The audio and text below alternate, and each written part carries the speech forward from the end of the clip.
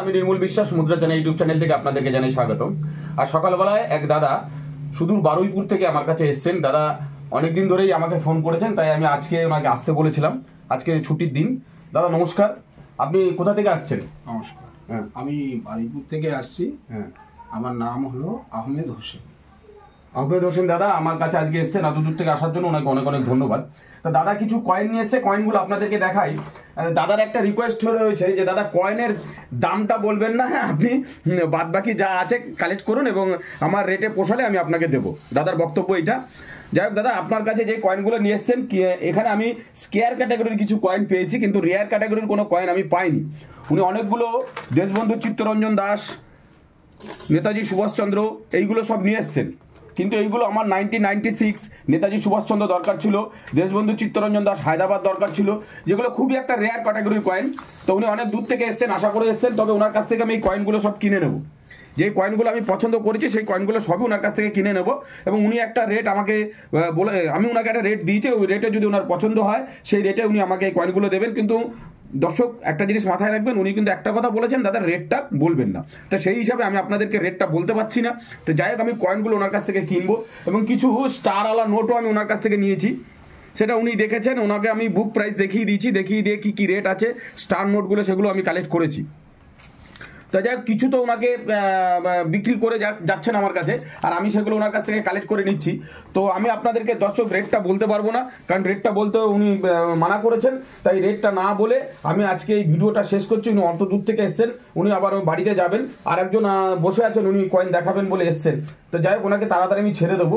যে আজকের ভিডিওটা যদি একটু ভালো লেগে থাকে তাহলে লাইক, শেয়ার, কমেন্ট ও সাবস্ক্রাইব করতে ভুলবেন না। দাদা আপনার কাছ থেকে, আপনি যে আমার কাছে এসছেন, আপনার কাছে কোনো রেজিস্ট্রেশন ফি বা কোনো কিছু আমি কি নিয়েছি?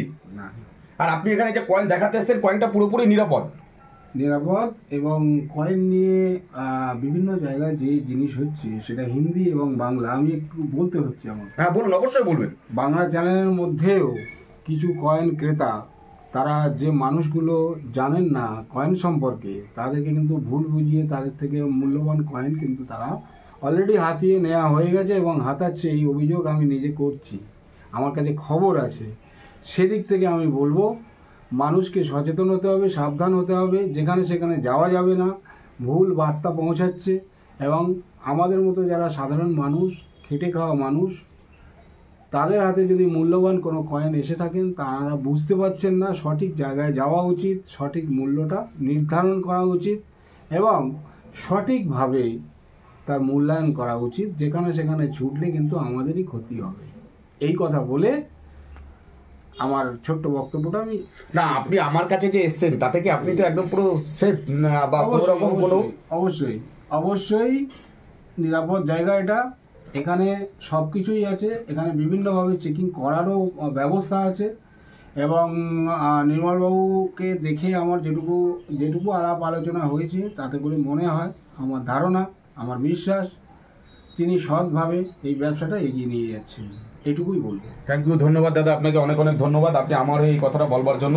এবং দর্শকদেরকেও বলছি, আপনারা নিশ্চিন্তে নির্ভাবনায় আপনারা আমার কাছে আসবেন, কোনো অসুবিধা নেই।